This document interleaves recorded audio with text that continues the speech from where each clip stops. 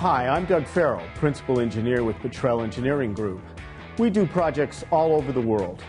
But along with those projects, we have the distinct pleasure to be the structural engineers for California Pools. Our group has been associated with California Pools for more than 45 years. I look at pools today that my father designed back in the 1950s. So over that period of time, we've learned what's important. Those items that will make your pool something that will be special and exciting, but also long-lasting and durable. So today, we're going to take a look at some of those pools and some of that engineering that you don't see while you swim in that pool every day. Now, every swimming pool has structural steel in it. However, at California Pools, there are subtle differences in the steel, which may not look like much to the common observer, but to myself as a structural engineer are extremely important. Let me show you one. Down here on the spa floor, we have 2 layers of steel going up into the spa dam wall, which is basically the dam wall that differentiates between the spa and the pool. But not only do we have the 2 levels of steel coming up in the dam wall, we have another bar that goes and ties into the floor. This creates an overall cinch that holds that wall tightly together during the placement of the concrete.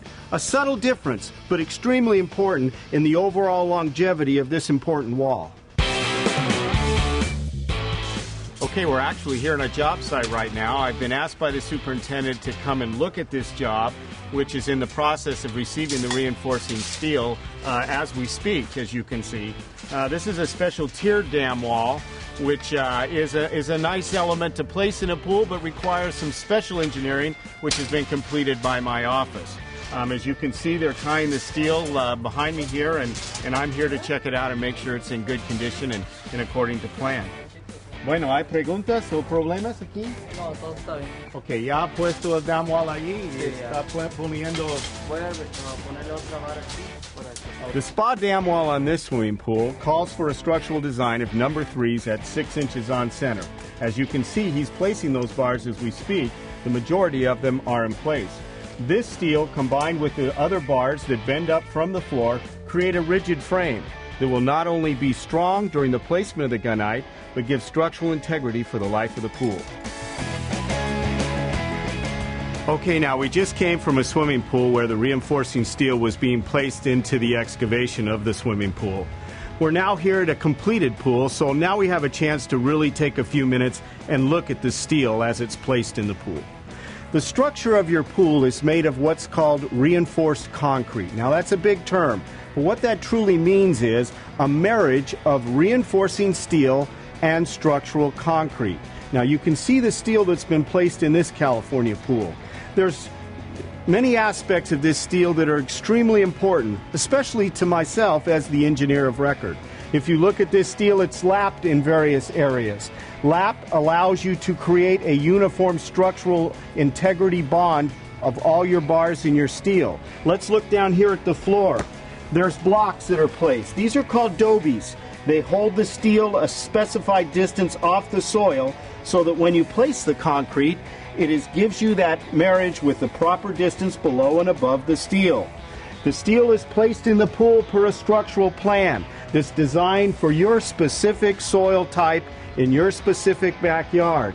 And each one of those structures is made to guarantee the overall integrity of your structure for many years to come. This is a structural pool wall of this customer's swimming pool. Now, as you can tell, I'm in the deep end of the pool at this time. When California Pools designs a swimming pool, it is designed for the worst case scenario. In other words, no water in the pool, the soil pushing against the pool wall. When we get to the deeper sections, we add what's called alternate bars. These alternate bars fit into the pattern. Now, what's significant about the alternate bars you can see in this pool? The alternate bars continue down into the floor. It's very important that they go past the radius point of the pool and well into the floor so that the stresses are distributed through the wall into the floor, which is the foundation of your pool. Now, what we're looking at here is a swimming pool skimmer. This is a very important part of the recirculation of your water. In fact, this is the trap that catches the leaves off the top of your pool. Now, what's significant about this? The skimmer is a point where there might be discontinuity in the structural shell of the steel. What we do at that point is box this skimmer out with laps into the walls. But there's another even more important item to boxing the skimmer. The skimmer then structurally becomes part of the swimming pool, integral with the rest of your pool shell, allowing it to stay tight with the pool even if there's some minor fluctuations in the pool or some minor fluctuations in the deck.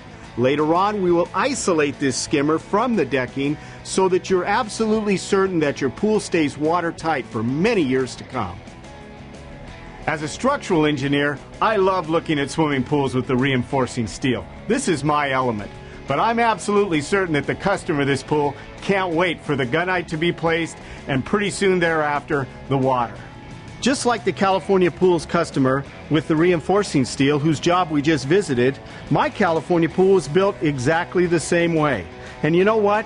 I had to wait a little while too. But man, is it worth the wait. In fact, I can't wait any longer.